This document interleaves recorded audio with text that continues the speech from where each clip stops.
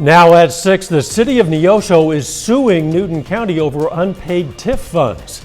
Plus, Allen County has a new bike and trails coordinator. We're going to hear what he has planned to make the county a destination for outdoor lovers.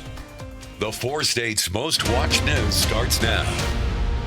It's going to be a very fall-like and it appears rain-free night for Friday Night Football. This is KOAM News at 6. Start with Doug Heddy. Doug, what can we expect for fans going to tonight's games? Well, it actually does look pretty good. It's just going to be a little bit on the chilly side as we go through the evening hours, but any showers that we had earlier today, and really even the clouds too, have rotated out of here. So we're going to have clear skies as we go through the evening hours as this storm system exits and heads off toward the east. But with clear skies, our temperatures are going to drop pretty quickly.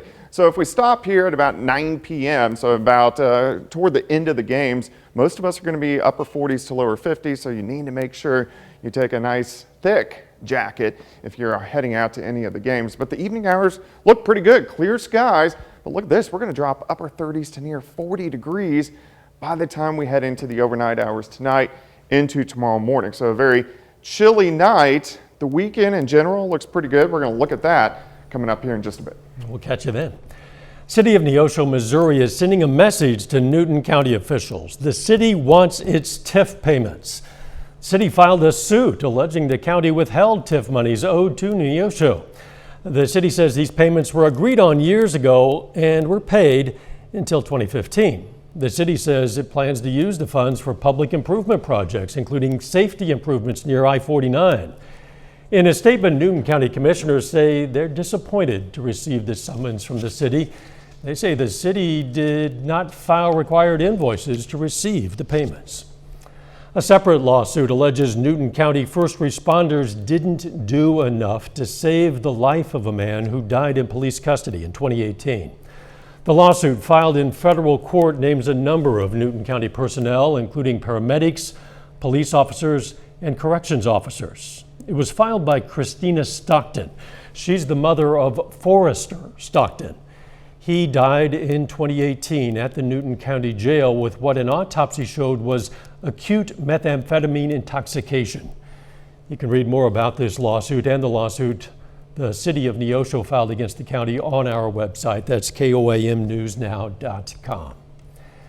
The Kansas Bureau of Investigations told state lawmakers this week it's received 215 tips about Catholic clergy sexual abuse and opened 122 cases. The KBI Executive Director Robert Jacobs told lawmakers a task force set up to investigate clergy abuse has received almost 40,000 records since its work began in 2019.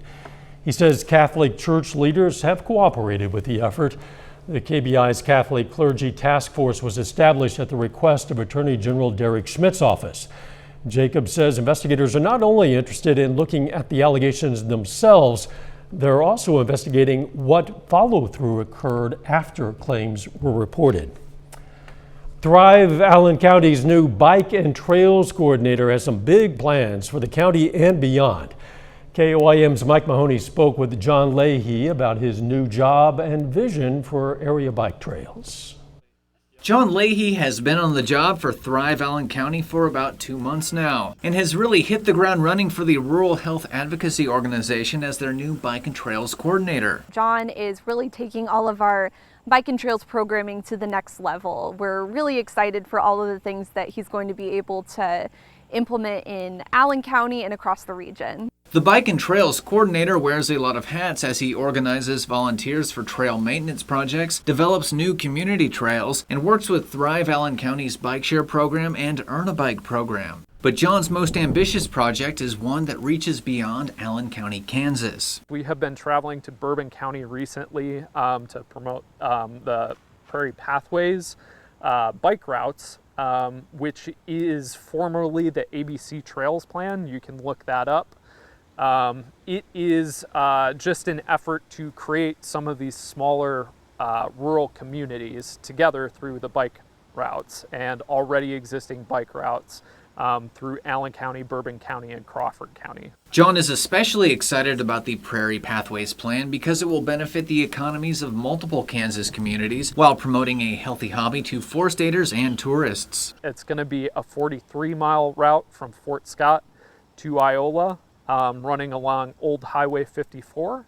And it should be really neat once all the signs get put in. We're then looking to talk with Crawford County about extending the route down there. John says one of the best parts of his new job is being outdoors and meeting new people, and that the Prairie Pathways project will bring those joys to four-staters with a passion for biking and hiking. In Allen County, Kansas, Mike Mahoney, KOAM News.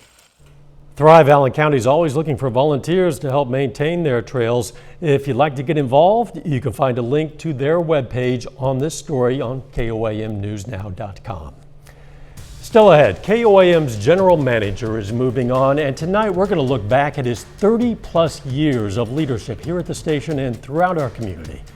And later, Missouri Southern football players take a break from the field and hit the playground. We're saying goodbye today to a friend and leader here at KOAM. General Manager Danny Thomas is stepping aside after a long and respected career.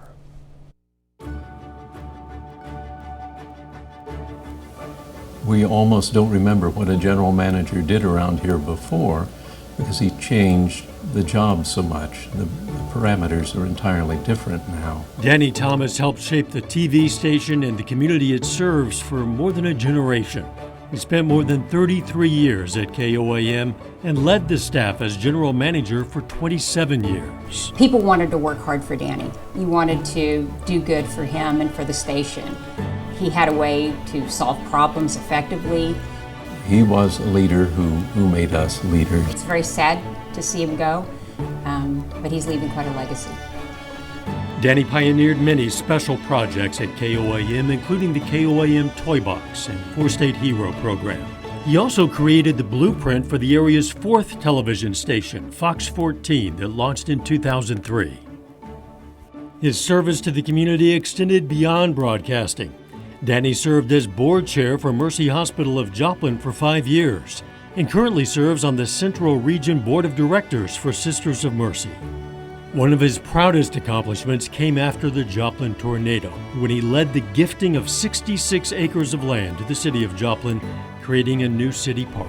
He served on the boards of the Missouri Broadcasters Association and the Kansas Association of Broadcasters, which recently recognized his career, inducting him into the KAB Hall of Fame. He's leaving the station in a great position.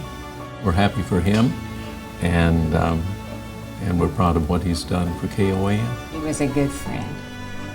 I worked with him for 33 years, and to be together that long and to still call him a dear friend, weren't we the lucky ones?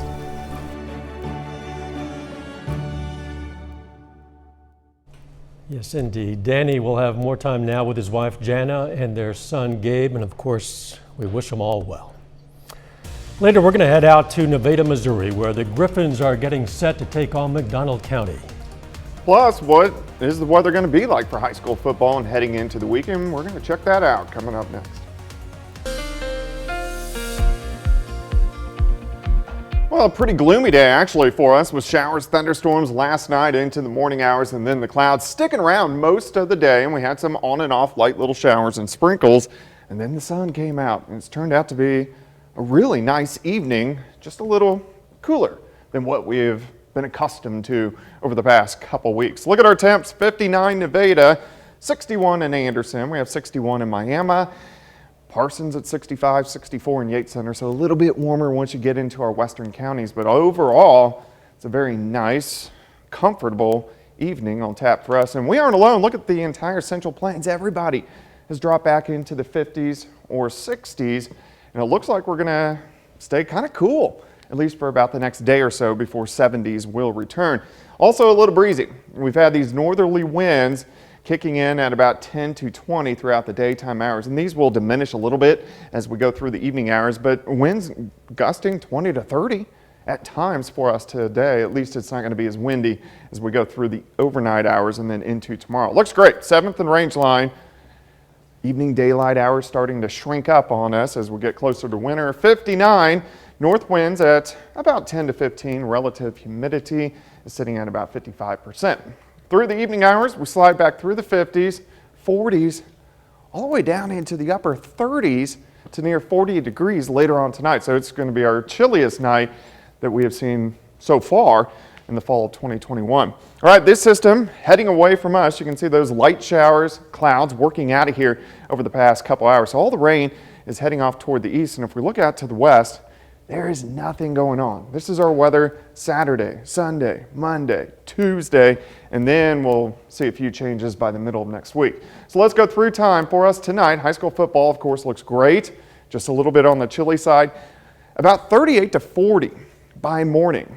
I think we'll stay above that frost level, but we're pushing it. Temperatures tomorrow by noon, 60 to about 62 or 3, and I think most of us into the mid 60s during the afternoon hours. Starting at 39, 60 by noon, high temp of 65. The winds fairly light, northwesterly at about 5 to 10. Western counties may push 70, but everybody is going to see a spectacular day for us tomorrow. Tomorrow night, we drop back into lower 40s, still clear skies, and then southerly winds return by Sunday, and this will help us warm up a little bit more as we'll go into the mid 70s, but still looks pretty good all weekend long. Even Monday looks good. Let's go through Monday into Tuesday, looks good, mainly into the 70s, and then a weak little system rolls in. So this is going to be Tuesday night into Wednesday, giving us some showers, maybe a random thunderstorm and a cold front with it, and as it passes through, we'll kind of cool back down once again by the time we head into late next week. But we have a nice stretch of pretty good weather over the next week or so.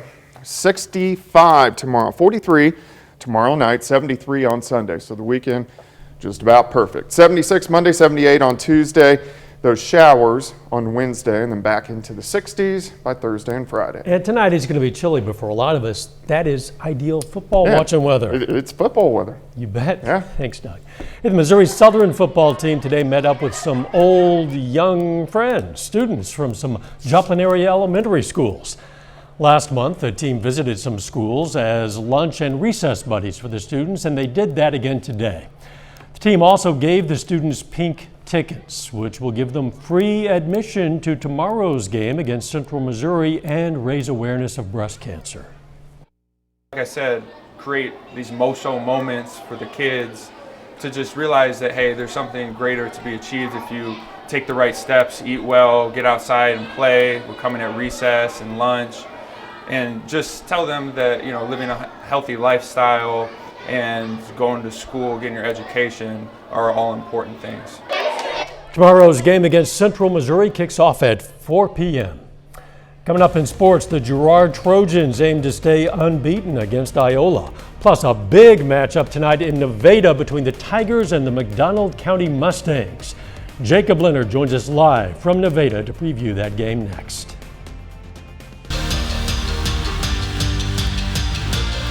Welcome back and welcome to Logan Field in Nevada, where tonight the hometown Tigers host the McDonald County Mustangs.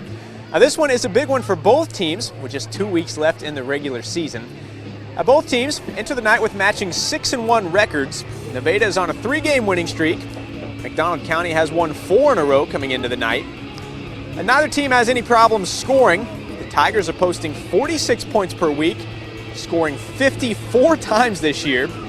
Now they'll be facing a defense in McDonald County that's been really good all year, giving up just 14 points per game. The Mustangs have only given up more than 20 in a game twice this season. Now this one does hold a little bit more weight for the McDonald County Mustangs program. If they're able to win tonight, it would be their 7th win of the season. I talked to Coach Hoover when we got here, and this would be the first time since the schools consolidated in McDonald County that the team would win 7 games in a single season. Now, obviously this is a big one, but in Southeast Kansas, we got another big one. The Girard Trojans are at home tonight, 6-0 for the first time in 22 years. Try to stay perfect with a district matchup against Iola. That game starts at 7. We'll have highlights right here tonight at 10. Moving on to the NFL, the Kansas City Chiefs are 2-3 to begin the season.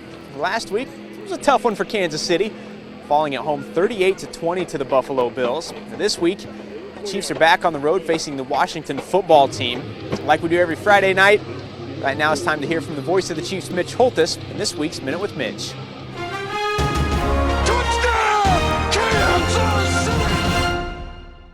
This start is not what the Chiefs Kingdom had in mind, but there might be a sneaky way to catch up. It's common knowledge that division matchups hold the highest priority in terms of tiebreakers. But what isn't so common is that a team can win its own division and have a losing record within its division. One of the reasons the Chiefs have won 5 straight AFC West titles is that they've generally dominated their cross-scheduling against the NFC. It's pertinent this week because the Chiefs are visiting the nation's capital to play the Washington football team. The Chiefs under Andy Reid in the last 5 years are 15-6 against NFC foes, while none of the other AFC West rivals have a winning record against the NFC. Sneaky Andy Reid. Go ahead and dominate the NFC and try to catch up on This Minute with Mitch. The Minute with Mitch is brought to you by KOAM Jewelry. Every day's game day, KOAM Jewelry, Pittsburgh, Joplin. Sunday's game kicks off at noon on right here on KOAM. Chiefs, by the way, are 6.5-point favorites. Before we get to that, though, we have a big night of high school football here in the 4 states. Be sure to join us right back here tonight at 10 for 4 State Friday night. We'll have high school football highlights and scores from all across the area. We're back with more news after this. Take time now to honor a local veteran. Corporal Patrick Rosentretter served in the U.S. Marine Corps during the Vietnam War. His hometown, Wheaton, Missouri. And we are proud to salute Corporal Patrick Rosentretter. He's tonight's 4 State hero. Here's a look at what's coming up tonight on KOAM News at 9 on Fox 14. A little bit later tonight because of baseball. We're going to hear how, at this stage in the pandemic, people will be taking part in Halloween festivities. Also, President Biden's Supreme Court Commission goes against the idea of adding justices to the nation's highest court. And a look at the cleanup after severe weather. Oklahoma City, one of the hardest hit areas. That and a lot more tonight after baseball. Fox 14. Now, in the battle of the best mullet in the nation, an Arkansas middle schooler won first place in the kids division. Katie Woodall spoke with the winner and his mom, who explains how growing a mullet provided an opportunity for her son to give back.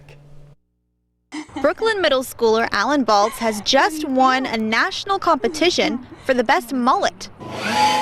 And he's been growing out these golden locks for a while. Since quarantine started. But when he was first told about the USA Mullet Championship, he wasn't interested. Until he found out there was money involved, to which he quickly said, well, I could do it and give the money to kids in foster care. Alan and his twin sister Alice were both in foster care before being adopted in 2015. So when he saw the chance to give back, he didn't hesitate. Well, I know how it feels to be in foster care, so I just thought maybe it would be sweet to do it. Alan is donating his $2,500 prize to 2 Arkansas foster care organizations, Project Zero and Together We Foster. It's just exciting for kids, it shows us really what our future can be like with kids like Alan that are here to help. And the party isn't stopping with the prize money. Alan has inspired others to donate to foster care too. He has already raised just right at $2,000 for us so far. As of Thursday, over $3,000 had been given in donations in honor of Alan and his mullet, raising money and awareness for a cause close to his heart. Maybe I feel really happy for those kids. I think it's just really helped people realize, you don't have to be a foster parent to help. There's other ways that you can help. You can donate, and you can just be an advocate for the kids that are in foster care. And when it comes to the mullet, are you going to keep your mullet after this? Nobody's going to touch that. Alan says it's here to stay. Not going to touch that. I'll take a stand here, Alan. I think your mullet looks good. It does. I mean, it's funny. Like I was just telling you, all the kids nowadays, a lot of them have mullets. It's crazy how everything cycles in a big circle. Everything old is new again. Yeah. The weather looking pretty good. Yeah, a little chilly for us tonight. We'll drop back to about 38 or 40 degrees. 65 tomorrow, 73 on Sunday, so the weekend looks fantastic. Loving it. Thanks for joining us. We'll see you right back here for KOAM News at 10. Let's make it a great evening.